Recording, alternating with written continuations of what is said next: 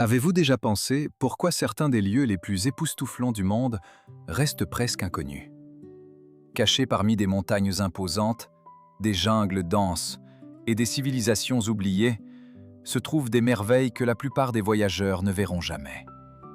Des cités antiques mystérieuses et des temples colossaux aux paysages façonnés par la nature, ces sites renferment des histoires qui traversent les millénaires. Dans cette vidéo, vous découvrirez les merveilles cachées les plus fascinantes de la Terre, les secrets des sites UNESCO et des destinations qui émerveillent historiens, archéologues et explorateurs. Partons pour ce voyage inoubliable à travers les plus grands trésors cachés du monde. Sigiriya, également appelé Rocher du Lion, est l'un des trésors archéologiques les plus remarquables du Sri Lanka et un site naturel spectaculaire. S'élevant à près de 200 mètres au-dessus des plaines, cet imposant monolithe de granit domine le paysage et fascine les voyageurs depuis des siècles. Au 5e siècle après Jésus-Christ, le roi Kashyapa transforma le sommet en une somptueuse forteresse et palais, choisissant ce rocher isolé pour défendre son royaume. Des ingénieurs et artisans érigèrent remparts, escaliers, réservoirs, fontaines et jardins en avance sur leur époque. À mi-hauteur, les célèbres fresques des filles de Sigiriya, colorées, restent parmi les plus belles œuvres d'art anciens du Sri Lanka. Les visiteurs franchissent la majestueuse porte du lion, où seules subsistent les gigantesques pattes de pierre, vestiges du lion qui gardait l'entrée. Au sommet, les ruines du palais royal offrent une vue panoramique sur les forêts tropicales, les lacs et les montagnes. Sigiriya est admiré pour son décor dramatique, son architecture exceptionnelle, son génie en ingénierie et son importance historique. Les archéologues étudient le site, découvrant de nouveaux détails sur son design sophistiqué et la civilisation avancée qu'il a créée il y a plus de 1500 ans. En 1982, Sigiriya fut inscrite sur la liste du patrimoine mondial de l'UNESCO, célébrant son importance culturelle et sa préservation remarquable. Aujourd'hui, elle demeure l'un des plus grands monuments historiques d'Asie et une des attractions les plus fréquentées du Sri Lanka, attirant des voyageurs du monde entier, désireux de vivre son mélange unique d'histoire, de mystère et de beauté naturelle. Ani, située près de la frontière actuelle entre la Turquie et l'Arménie, fut autrefois l'une des plus grandes cités du monde médiéval. Au cours des Xe et XIe siècles, elle devint la capitale du royaume arménien des Bagratides et s'imposa comme un centre culturel, politique et commercial prospère. À son apogée, Ani accueillait des dizaines de milliers d'habitants et reçut le surnom de ville des 1001 églises en raison de son nombre extraordinaire d'églises, de monastères et de monuments religieux. Construite principalement à partir de basalte volcanique rougeâtre et noir, son architecture témoignait d'un artisanat remarquable et d'une ingénierie novatrice qui influença les constructions médiévales ultérieures. Au-delà de son importance religieuse, Ani prospéra comme un carrefour majeur le long de la route de la soie, reliant marchands d'Europe, du Moyen-Orient et d'Asie. La richesse du commerce international permit l'édification de palais somptueux, de remparts défensifs, de ponts et de bâtiments publics, faisant d'Ani l'une des cités les plus riches de son époque.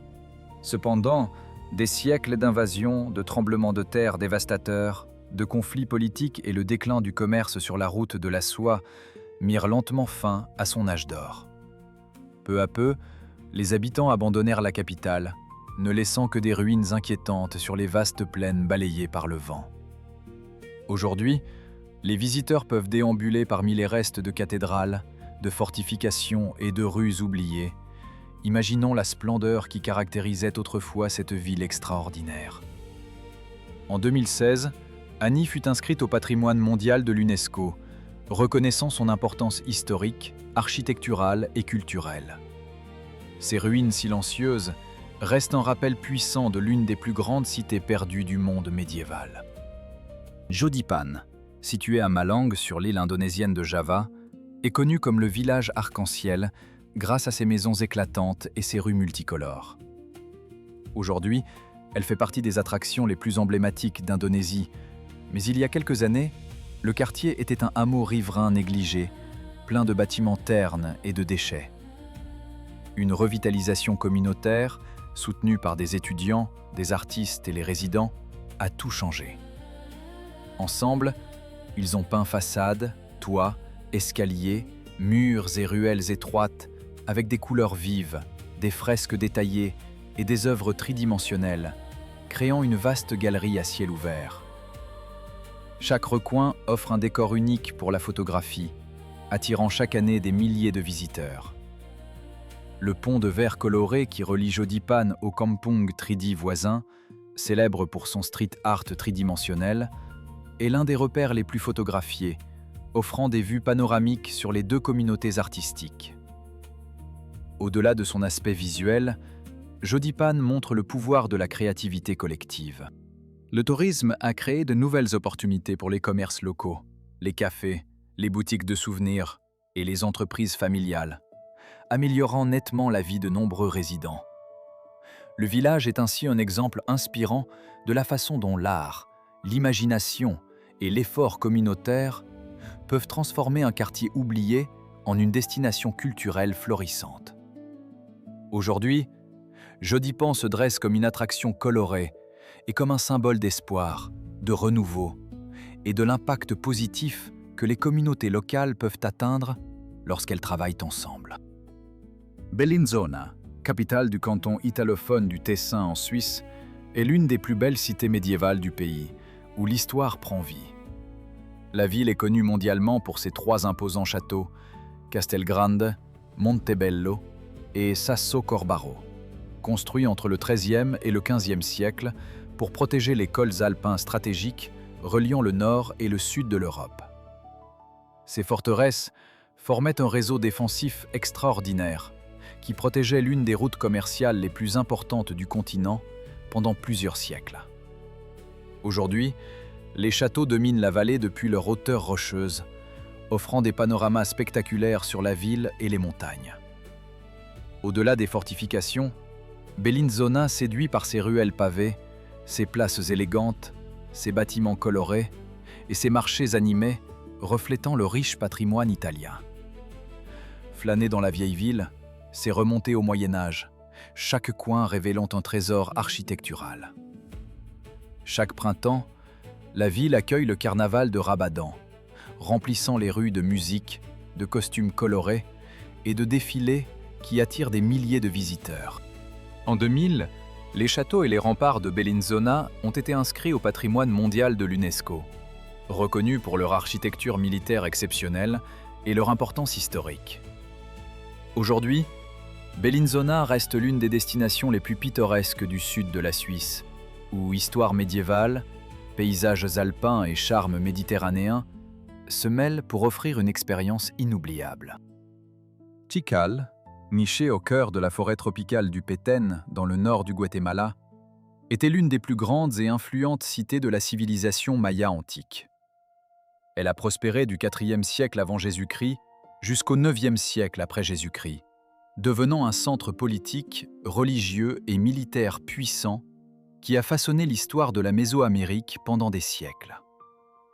À son apogée, Tikal abritait des dizaines de milliers d'habitants et était relié à d'autres grandes cités mayas par le commerce, la diplomatie et la guerre. Le site est surtout célèbre pour ses imposantes pyramides de calcaire, notamment le Temple 4, qui s'élève à plus de 70 mètres au-dessus de la canopée de la jungle et fut autrefois la plus haute construction maya. Les visiteurs peuvent également explorer de somptueux palais, des places cérémonielles, d'anciens terrains de bal, des temples et des milliers de vestiges archéologiques qui continuent de révéler de nouvelles découvertes. Entouré par l'une des plus vastes forêts protégées d'Amérique centrale, Tikal abrite une faune remarquable, comprenant des singes hurleurs, des toucans, des perroquets, des coatimundis et des jaguars insaisissables. En 1979, Tikal a été inscrite au patrimoine mondial de l'UNESCO en raison de son importance archéologique exceptionnelle et de son environnement naturel extraordinaire, faisant d'elle l'un des rares sites du monde reconnus à la fois pour sa valeur culturelle et écologique. Ascona, située dans le canton italien du Tessin en Suisse, est souvent appelée la perle du lac majeur grâce à son atmosphère méditerranéenne et à sa beauté intemporelle. La ville se distingue par son front de mer coloré, sa vieille ville aux ruelles pavées étroites, ses cafés élégants et sa promenade bordée de palmiers offrant une vue imprenable sur le lac. Depuis des générations, Ascona attire artistes, écrivains et voyageurs en quête d'inspiration entre montagne et eau. Chaque été, le festival de jazz d'Ascona, renommé à l'échelle internationale, inonde la cité de musique live, créant une ambiance vibrante qui séduit des visiteurs du monde entier. Les hôtes peuvent se détendre dans les restaurants au bord de l'eau proposant une cuisine italo-suisse, flâner dans les boutiques et les galeries, ou embarquer pour les îles Brissago à proximité, célèbres pour leurs jardins botaniques. En alliant beauté naturelle, riche patrimoine culturel et style de vie méditerranéen détendu, Ascona demeure l'une des destinations lacustres les plus pittoresques et élégantes de Suisse. Machu Picchu, perché haut dans les Andes péruviennes à une altitude d'environ 2430 mètres, est la cité inca la plus célèbre et l'un des plus grands trésors archéologiques du monde. Construite au XVe siècle sous le règne du roi Pachacuti, elle servait de centre cérémonial, religieux et culturel pour l'élite inca. Installée sur une crête entourée de falaises abruptes et de forêts de nuages luxuriantes, la ville offre des panoramas qui fascinent les voyageurs. Le complexe comprend des temples imposants, des terrasses, des places et des habitations, tous soigneusement intégrés au paysage. Les bâtiments furent érigés avec des blocs de pierre taillés avec précision et assemblés sans mortier, témoignant du génie ingénierie des Incas. Cette technique a permis aux structures de résister aux siècles de séismes. Oublié après la conquête espagnole, Machu Picchu resta caché sous une végétation dense jusqu'à sa redécouverte en 1911 par l'explorateur Hiram Bingham. En 1983, l'UNESCO l'inscrivit au patrimoine mondial pour son importance culturelle et historique exceptionnelle. Et elle fut ensuite désignée parmi les nouvelles 7 merveilles du monde. Aujourd'hui, Machu Picchu est l'attraction touristique la plus visitée du Pérou, accueillant des millions de visiteurs qui viennent admirer son atmosphère mystique, son décor montagneux spectaculaire et l'héritage durable de la remarquable civilisation inca. Angkor Wat, situé dans la province de Siem Reap au Cambodge, est le plus grand monument religieux du monde et le symbole national du pays. Construit au début du XIIe siècle sous le règne du roi Suryavarman II, il était dédié au dieu hindou Vishnu et servait de temple d'État et de mausolée royal. S'étendant sur plus de 160 hectares, Angkor Wat est un chef-d'œuvre d'architecture et d'ingénierie khmer. Son plan comprend des flèches en forme de lotus, de vastes galeries, de grandes cours et un fossé entourant le complexe, symbolisant l'océan cosmique.